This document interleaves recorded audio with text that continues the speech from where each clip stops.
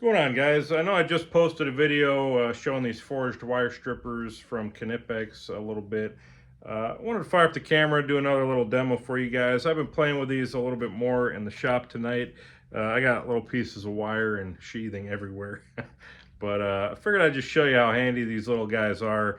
I kind of mentioned these will probably become one of my favorite tools, and they're definitely fast becoming just that. I mean, they feel great in the hand, nice and ergonomic. Just the perfect size. I mean, handles aren't too long, too short. You know, the jaws and everything, it's just in good proportion, you know, in relation to your hand. And everything just feels natural when you're using these. You know, even that little release there, real easy to engage and disengage. I mean, they fit great in a pocket, in a tool pouch, tool bag, whatever. So just some handy little tools. But I was playing with some of this, and this is kind of like a cheap SO cable.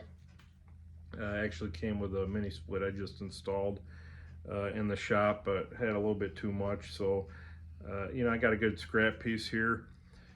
But I always have trouble, you know, getting the solder sheathing off. Normally I got like a pocket knife or a utility knife, and I'm ringing around the outside and kind of bending it a little bit, try not to cut into the wires and, you know, damage the conductors and all that. And I was actually thinking about getting a pair of Knipex electrician scissors, you know, to kind of go along with these. But the more I'm kind of looking at this little cutter notch here, the more I'm wondering if I would really even use those scissors very often, if at all. I know some guys like to use those to strip wires and cable sheaths, and, you know, you can snip with them and do a couple other little odds and ends that you really probably couldn't with these. But as far as like stripping wire and sheathing and stuff, you know, it takes a little practice to kind of get the feel just right. But if you put just a little bit of tension on this and kind of ring around it until you start seeing those conductors pop through, I mean, just that easy. You know, I don't know how well that'll show up, but, you know, none of the conductors are nicked. Having trouble talking. You know, nothing's popping through, none of the copper. And now I'm just ready to jump right into, you know, stripping this for, you know, an extension cord plug, or, you know, putting some connector ends on.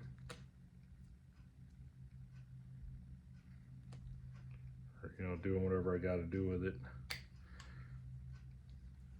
But yeah, just real quick and efficient there. And if you want to start over, you know, these things cut like butter. So absolutely loving them for that. Like I said, it takes a little bit of practice, you know, to kind of get that tension just right.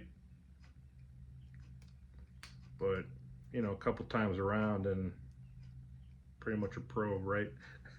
So, you know, like I said, I absolutely love these strippers. Just every time, perfect, flawless.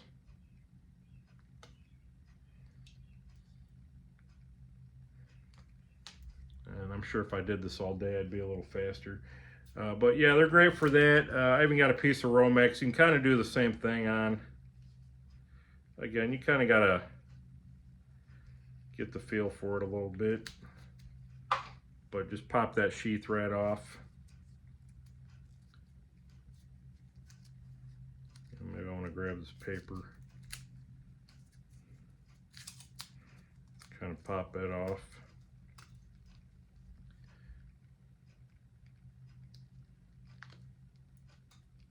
And again, we can strip our wires back.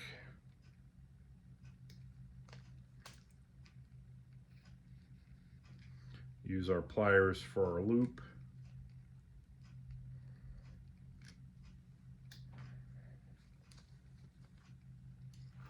And I got an outlet here just to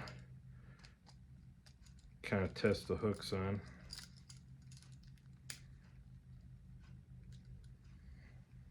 Which, by the way, these duckbill or whatever kind of pliers you want to call these work really well if you got to get in here and kind of close things up. Shouldn't really have to if you hook it right.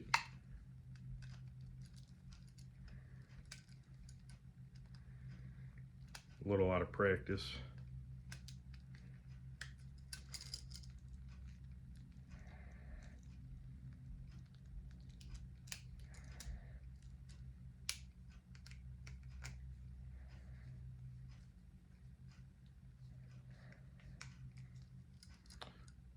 Yeah, just that simple. Using my stubby sheath around some paracord.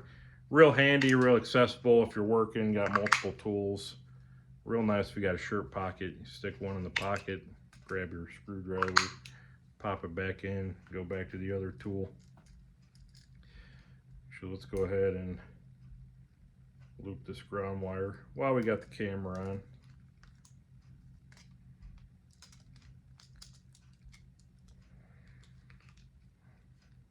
Probably wouldn't make too much money as an electrician.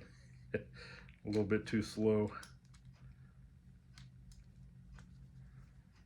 We'll just close that up a little bit.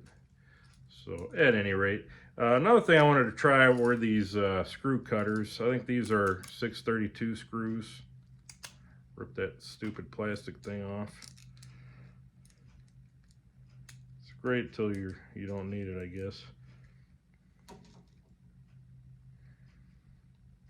So I think these just push right in. Easy cut. Looks pretty clean on the end. Let's see if it screws into a box.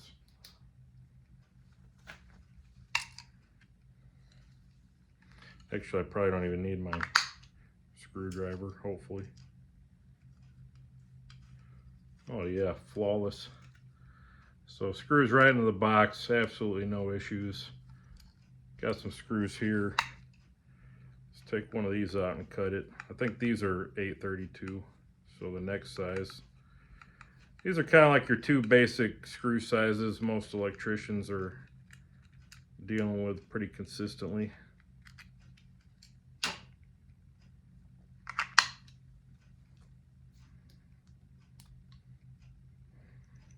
So 32, push in there, just some random length. Nice easy cut.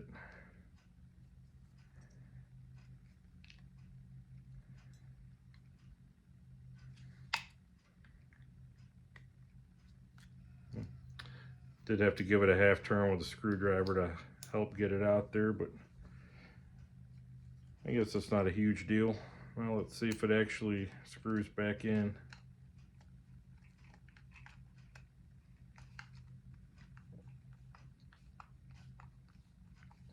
Oh yeah. I already cut this other one off camera. So I know they work, but yeah, just a little demo for you guys. I mean, I'm not a master electrician or anything, but I get by. And these guys definitely work. There's no little pieces binding up my cutters. You know, I've had that happen before on cheap repairs. You screw the screw in, you cut it, then you got to back it out with the screwdrivers. Then you got like a little, you know, piece of debris or like a chip or something kind of hung back in there. So you kind of got to work it out of there. These guys are still working like they're brand new. Still razor sharp. Strippers are great. Love the jaws. Love this little, you know, looper notch there, or hook notch, whatever you want to call that. Just a really well designed, nicely thought out pair of pliers and strippers, and they are expensive. Just these dipped handles alone, I think they're running about 55 bucks, you know, give or take, on Amazon. The comfort grip, I think they're like $5 or $10 more depending on where you get them. But I think worth every penny, you know, just in the, you know, saving your fingers and wrists, hands. I mean, there's a lot of great strippers out there, but, and I've used a lot of them. These are probably some of the cleanest and smoothest I've used. Granted, they are brand new. We'll kind of see how they break in. But for, you know, cutting plastic sheathing and copper, you know, these should last a pretty dang long time. I know Knipex does a really good job on their heat treat. I mean, I've used and abused some of their pliers and other tools for years, and they still work almost just as well as the day I bought them. So they do a good job with the heat treat. You know, everything looks nice and clean. I like that kind of two-tone finish on them. So yeah, Knipex forged wire strippers. If you do any kind of electrical work, I definitely recommend picking up a pair of these 10 to 20 gauge strippers. You'll definitely get some use out of them. So that's it, guys. Just another video for you. We'll cut this one off. Appreciate your watching. We'll see you on the next one.